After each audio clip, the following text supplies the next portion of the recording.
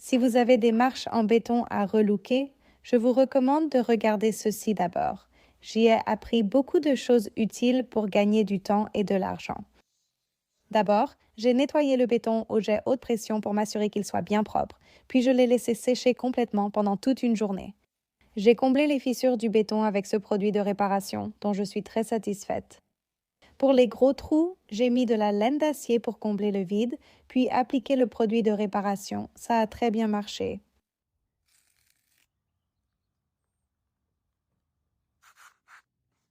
Ensuite, j'ai appliqué cette peinture pour béton terrazzo. J'ai commencé par faire les bordures au pinceau, puis j'ai passé le rouleau sur le reste. La première erreur que j'ai faite, c'est de mettre le produit dans un bac à rouleau. Il ne faut pas faire ça.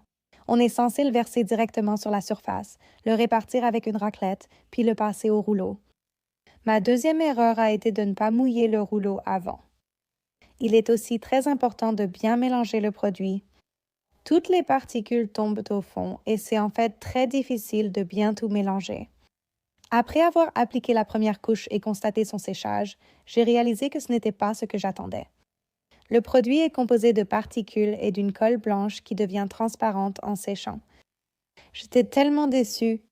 Ce que je voulais, c'était un produit opaque qui puisse couvrir toutes les imperfections de ma vilaine marche de Porsche.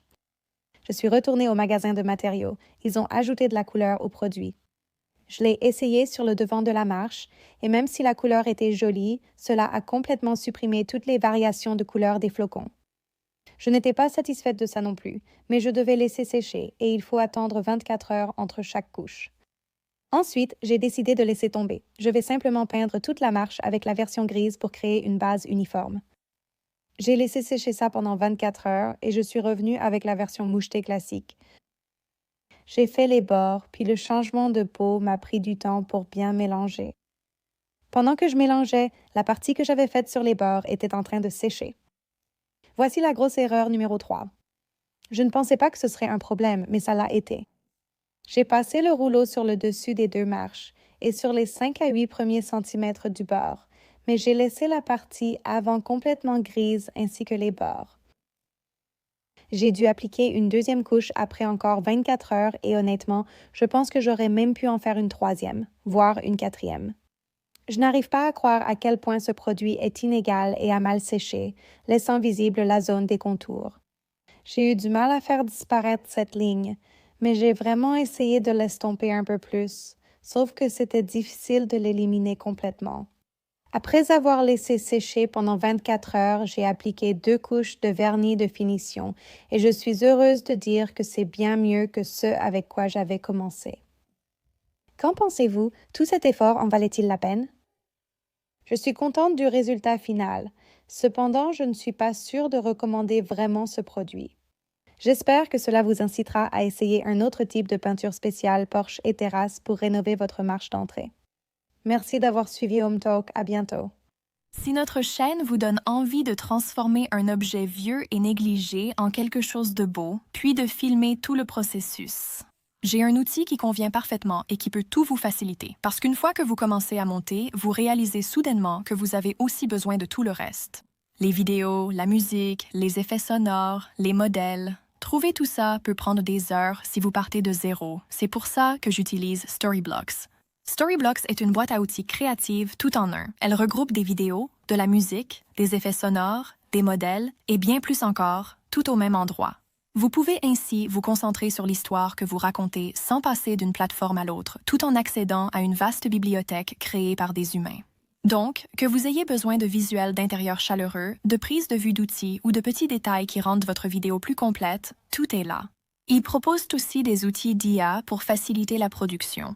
Leur voix off IA, alimentée par Eleven Labs, peut générer une narration naturelle. Et si vous avez besoin de visuels personnalisés, leur montage vidéo IA, propulsé par Runway, vous aide à générer et à affiner les plans plus rapidement tout en vous laissant le contrôle créatif. En plus, vous avez accès à des milliers de modèles directement dans Premiere Pro et After Effects. Avec le plugin Storyblocks, Storyblocks vous donne accès à une immense bibliothèque de ressources. Et avec un seul abonnement, vous pouvez télécharger des contenus en illimité. C'est une option très économique pour commencer à raconter de meilleures histoires. Cliquez sur le lien en description ou scannez le QR code. Vous pouvez bénéficier de 15% de réduction sur tout abonnement annuel pour une durée limitée, alors profitez-en dès maintenant. Maintenant, revenons au projet. On avait assez de sa terrasse basique, sa terrasse en béton qui ressemblait à celle de tout le monde. J'ai commencé par enlever des années de saleté avec un nettoyeur haute pression. Une fois que la terrasse était sèche, j'ai appliqué Fast Prep de Valspar qui a nettoyé et mordancé le béton. C'est une étape vraiment importante. Après cela, je l'ai rincé à l'eau claire. Une fois que la terrasse était sèche pour la deuxième fois, j'ai utilisé un moule à dalles en béton comme pochoir. Si vous avez déjà regardé une pierre, il y a plus d'une couleur. Donc, pour créer l'effet pierre naturelle, j'ai dû peindre chaque pierre avec plusieurs couleurs. En utilisant 5 couleurs différentes de peinture en bombe, j'ai commencé à créer une terrasse en pierre naturelle pour ma sœur. J'ai peint jusqu'à ce que la terrasse soit entièrement couverte de dalles imitation pierre.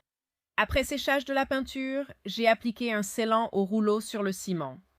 2 couches de produits de scellement garantiront une bonne protection. Ma sœur adore sa terrasse imitation pierre et elle a hâte de recevoir, de manger dehors et d'en profiter. J'espère que cela vous inspirera à créer un petit chef-d'œuvre en fausse pierre quelque part chez vous. Donc, la première étape de ce processus consiste à préparer ma surface. Partout où il y a de la peinture écaillée ou toute surface qui n'adhère pas à ce qu'il y a en dessous, il faut l'enlever. Sinon, toute peinture appliquée dessus se décollera. Alors, je vais prendre ma ponceuse fidèle. Je vais mettre mon équipement de sécurité et je vais poncer ça, puis je vais poncer le porche et ensuite nous serons prêtes à commencer. Donc j'ai poncé la terrasse ici, tout est préparé, prêt et nettoyé, prêt pour que je commence à peindre. Je n'utilise pas mes meilleurs pinceaux ni mon meilleur rouleau pour ça. Je vais peindre les bords. Ce qui est formidable avec la peinture Dixibel pour ce projet, c'est qu'elle offre une finition lisse sans nécessité de couche de finition. Ensuite, je vais prendre mon rouleau et je vais simplement l'appliquer. Vous pouvez voir à quel point le pouvoir couvrant est absolument impeccable. 2 couches seront nécessaires ici, juste pour assurer. J'ajoute maintenant des éléments décoratifs en commençant à travailler au pochoir pour créer un effet tapis victorien subtil.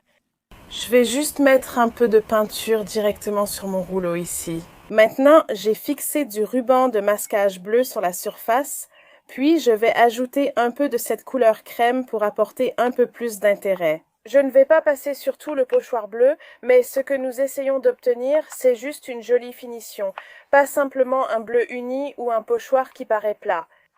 Et tout ce que j'ai à faire, c'est simplement le déplacer.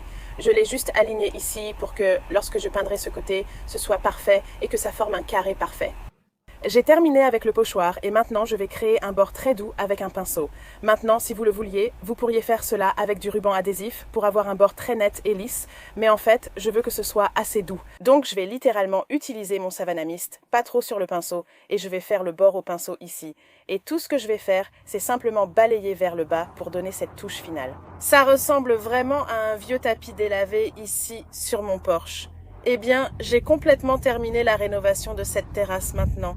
Je suis tellement ravie du résultat. Franchement, si vous vous souvenez du début de l'émission, on avait une terrasse qui s'écaillait et qui avait l'air toute friable. Elle était vieille, elle avait l'air sale, c'était vraiment désagréable. Ce n'était pas du tout accueillant pour les personnes qui venaient de me rendre visite chez moi. Maintenant, je suis absolument ravie du résultat. L'été approche, alors parlons terrasse, d'accord? Pour cette terrasse, je voulais créer l'apparence d'un carrelage en pierre. J'ai mesuré la largeur de la terrasse pour trouver le centre, que j'ai marqué avec un feutre.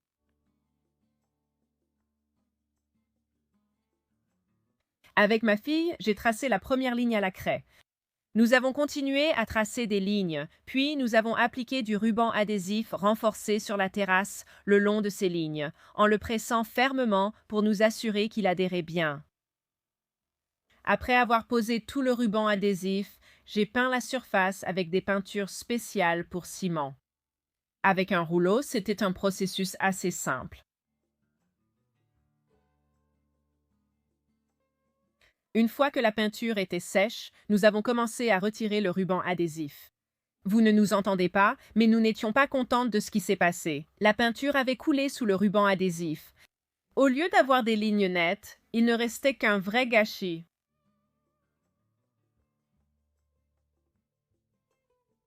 Comme toutes les bricoleuses le savent, parfois les projets ne se passent pas comme prévu, alors j'ai utilisé de la peinture blanche extérieure et j'ai repeint les lignes. Après séchage de la peinture, j'ai mis un produit de protection. J'aime le résultat final. Pour moi, on dirait du carrelage en pierre. Ma terrasse a l'air vieille et terne, et la teinture actuelle a connu des jours meilleurs. Après avoir enlevé tous les meubles du porche, j'ai mis du ruban de masquage tout autour des côtés. D'abord, il faut bien préparer la terrasse. J'ai utilisé 2 produits. C'est un produit décapant de Valspar, puis vous pouvez utiliser une brosse pour vraiment frotter la couche supérieure, et après avoir fait cela, vous rincez. La deuxième étape, une fois que c'est sec, consiste à appliquer un produit de préparation du bois tout en un qui nettoie vraiment bien la surface. Cela enlève le produit décapant du bois de la terrasse, puis je laisse sécher pendant quelques jours et vous pouvez voir le résultat final. Comme vous pouvez le voir, je l'applique avec un tampon à teinture. Vous pouvez aussi utiliser des pinceaux en polyester ou du matériel de pulvérisation professionnel. Si vous utilisez plus d'un gallon, il faudra bien secouer, remuer et mélanger ensemble le contenu des différents contenants. J'ai appliqué le produit sur une petite section à la fois, c'est-à-dire une des 3 planches. J'ai commencé à un bord de la planche et j'ai travaillé jusqu'à l'autre extrémité en appliquant le produit sur de petites sections à la fois. Comme cela avait déjà été teint auparavant, j'ai appliqué 2 couches. Si vous appliquez cela sur du bois brut ou du bois neuf, une seule couche devrait suffire. Une fois que cette terrasse était bien sèche, j'ai commencé à remettre mes meubles et j'ai hâte de profiter de ce porche maintenant. Cette teinture rehausse vraiment cet espace, sans parler du fait que je vis dans un climat côtier et que cela devrait tout changer pour ce porche.